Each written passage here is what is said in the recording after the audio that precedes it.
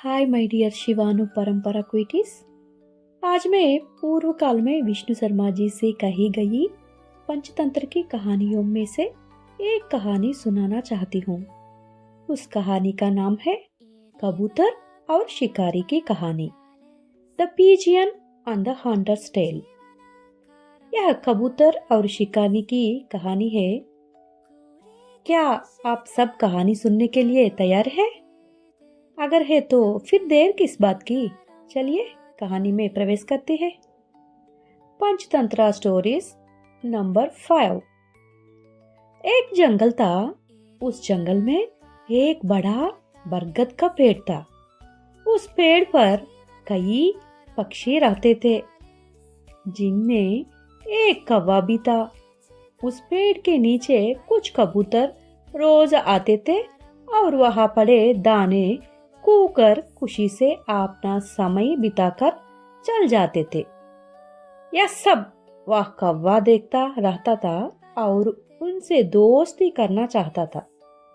कुछ दिनों से एक शिकारी ने देखा कि पक्षी वहां आकर बैठते हैं। उसने अच्छी तरह सोच विचार किया और ये एक दिन सुबह सवेरे उस शिकारी ने पक्षियों के रहने वाले जंगल में एक पेड़ के पास चावल के दाने बिखेर दिए और उन पक्षियों के आने का इंतजार करने लगा। वह पक्षियों को दिखाई न दे, इसलिए कुछ दूर जाकर छिप गया। जैसे ही सुबह हुई, कुछ कबूतर आकाश में उड़ते हुए जा रहे थे।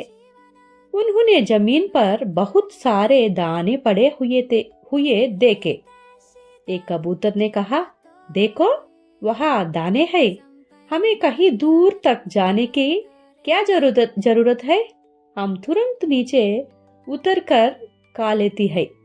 जब सभी कबूतर ठीक है कहते हुए लालची हो गए, तब कबूतरों के राजा चित्रगुप्त ने कहा, नहीं जल्दी न करो, जब कोई आदमी नहीं रहा तो उस जंगल में ये दाने कहाँ से आए? इसमें जरूर कोई धोखा है, इसलिए हमें इन दानों का लालच नहीं करना चाहिए। पहले एक रही सोने के कंगन लालच में आकर बाघ के मुंह में पड़कर मर गया था। मैं तुम्हें वह कहानी सुनाता हूँ, सुनो। उसी समय एक बूढ़े कबूतर ने कहा, मैं तुम सबसे बड़ा हूँ, मेरी जैसी बड़ों की सलाह जरूर माननी चाहिए। बिना वजह के संदेह करके भूख लगने पर अपने सामने के भोजन को छोड़कर कहीं और जाना मूर्खत है। क्या हमें चित्रगुप्त का संदेह नहीं पता? वह हर बात पर संदेह करता है और हर चीज में रुकावट डालता है। चलो हम सब नीचे उड़ते कर दाने खाते हैं। और वह कबूतर जमीन पर उतर गया। भूखे बाकी सभी कबूतर भी जमीन पर उतरे और उस शिकारी द्वारा लगाए गए फंदे का जाल में फंस गया। सभी कबूतर गुस्से और डर के साथ चित्रगुप्त की बात न मानने पर पश्चाताप लगे और बूढ़े कबूतर को बुरा भला कहने लगा। चित्रगुप्त ने कबूतरों से कहा, मित्रों, इसे दोष देने का कोई लाभ नहीं है। इसने वही कहा जो इसे सही लगा। तब हमारी बुद्धि कहाँ थी? हम भूख को बर्दाश्त न कर पाए और लालच में आ गए। अब हमें यह सोचना चाहिए कि कैसे बच जाए, न कि आपस में झगड़ने का कोई फायदा नहीं है। देखो वह शिकारी आ रहा है, मुझे एक उपाय सूझा है। एकता से बड़ा कोई बल नहीं है। अगर हम सब मिलकर एक साथ ऊपर उड़ेंगे तो जाल भी हमारे साथ आएगा। इसलिए हम सब एक साथ ऊपर उड़ते। उसने उपाय से खुश होकर सभी कबूतरों ने विचार किया और एक साथ ऊपर उड़ गया। उन कबूतरों के साथ वह जाल भी ऊपर उठ गया। जाले में ऊपर उड़ते कबूतरों को देखकर शिकारी बहुत हैराना हुआ।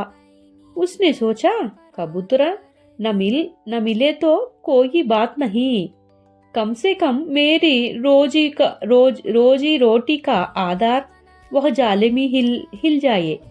यह सोचकर वह उस दिस में कुछ दूर दौड़ा जहां कबूतर गए तो, और अंत में उनका पीछा न कर पाए कारण निराश होकर आपने घर की राह ली। यह सब देख रहा लगपतनक नाम का कौवा भी यह देखने के लिए उनके पीछे उड़ता गया कि कबूतर क्या करते हैं और जाल से कैसे निकलते हैं। कुछ दूर जाने के बाद सभी कबूतर बहुत थक गई। तब चित्रगीव को उस जंगल में एक पेड़ दिखाया और कहा, मित्रों, हम इस पेड़ के नीचे जमीन पर उतरेंगे। वहां पेड़ के नीचे एक बिल में मेरा बचपन का दोस्त हिरण्यक नाम का चूहा रहता है। वह जूल की रस्सियां काट कर हम सबको आजाद कर सकता है। ये बातें सुनकर सभी कबूतर खुश हो गए और हिरन के बिल के पास उतर गए। इसे आवाज को सुनकर हिरन का डर के मारे बिल के अंदर घुस गया। चित्रगीव धीरे से बिल के पास गया और बोला, दोस्त हिरण्यक, मैं तुम्हारा बचपन का दोस्त चित्रगीव हूँ, डर मत, बाहर आ जाओ। चित्रगीव की आवाज वहां अचानक हिरण्यक बिल से बाहर आया और जाल में फंसे कबूतरों को देखकर बोला, अरे तुम जाल में फंस गए, रुको दोस्त, मैं तुम्हें एक पल में आजाद करता हूँ। और वह उसके पास दौड़ कर आया। अपने दोस्त को देखकर बहुत दुख के साथ वह जूल काटने ही वाला था कि चित्रगीव ने कहा, दोस्त, पहले मेरी सभी दोस्तों को आजाद करो, उसके बाद मुझे आजाद करना। हम कितनी भी मुश्किलों में क्यों न हो, जो अपनों के दुख को दूर करता है वही सच्चा दोस्त है। स्वार्थ सभी बुराइयों की जड़ है। स्वार्थी व्यक्ति जीवित होते हुए भी मरे हुए के समान है। इसलिए जब तक तुम्हारी दांतों में ताकत है, मेरी साथियों को बचाओ, उसके बाद मुझे आजाद करना। उन बातों ने हिरण्यक बहुत आनंदित हुआ और बोला, तुम्हारी जैसे अच्छा दोस्त मिलने मेरे पिछले जन्म का सौभाग्य है। तुम्हारा आपने दोस्तों की प्रति प्यार बेमिसाल है। तुम जैसा चाहते हो, मैं पहले तुम्हारी साथियों की आजाद करूंगा।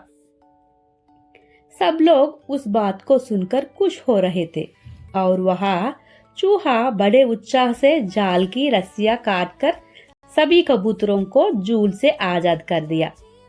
चित्रगीव ने हिरण्यक को गले लगाया और कहा, दोस्त, तुम्हारे इस उपकार को हम कई जन्मों तक नहीं भूलेंगे। अब हम चलते हैं, आज्ञा दो। और धन्यवाद देकर सभी कबूतर एक साथ वापस अपने घर की ओर निकल पड़े। उनसे विदा करके और चित्रगीव को शुभकामनाएं देते हुए हिरण्यक बिल में चला गई। यह सब देखकर लघुपतनक नाम के कौवा ने हिरण्यक से दोस्ती करने के बारे में सोचा और बिल के पास जाकर बोला, दोस्त हिरण्यक, मैं लघुपतनक नाम का कौवा हूँ। मैंने अपनी आंखों से देखा है कि तुमने कबूतरों को पर कितना बड़ा उपकार किया है। मैं तुम्हारी जैसे उत्तम व्यक्ति से दोस्ती करना चाहता हूँ। कृपा करके बाहर आओ और मुझसे दोस्ती करो। इस पर हिरण्यक ने कहा, तुम्हारी बातें बहुत अच्छी है। मुझे अच्छे से पता है कि किसी दोस्ती करने है कौवा चूहों के जन्म से दुश्मन होते हैं। तुम्हारे साथ दोस्ती मेरी जान के लिए खतरा है। मैं तुम्हारी मीठी बातों से धोखाने वाले इतना सीधा नहीं हूँ। हाय गाइस, मुझे लगता है कि आप सभी ने बचपन में यह कहानी सुनी होगी, लेकिन कुछ लोग भूल गए होंगे। मुझे लगता है कि आप सबको यह कहानी बहुत पसंद आई होगी। इस कहानी के बीच में ब्राह्मण और बाघ की कहानी है। अगर आप चाहती है तो मैं उस नेक्स्ट सेकंड एपिसोड में दे दूंगी। अगर आप मेरी कहानी पसंद आई तो मेरी चैनल को सब्सक्राइब करें। अगर पहले से ही सब्सक्राइब किया है तो अपने दोस्तों को भी बता करें, हमारी कहानियां सुनाइए। आपका सपोर्ट हमारे लिए बहुत महत्वपूर्ण है। कहानी के कैसी लगी कमेंट पे जरूर बताइएगा। इस कहानी को सुनाने और सपोर्ट करने के लिए हर एक का दिल से धन्यवाद। मिलते हैं अगले कहानी में। मेरा हिंदी बहुत अच्छा नहीं है, मैं अभी अभी हिंदी सीख रही हूँ, तो कुछ गलत बोल रही हो तो मुझे माफ कर दीजिए। आपकी शिवानु। बाय।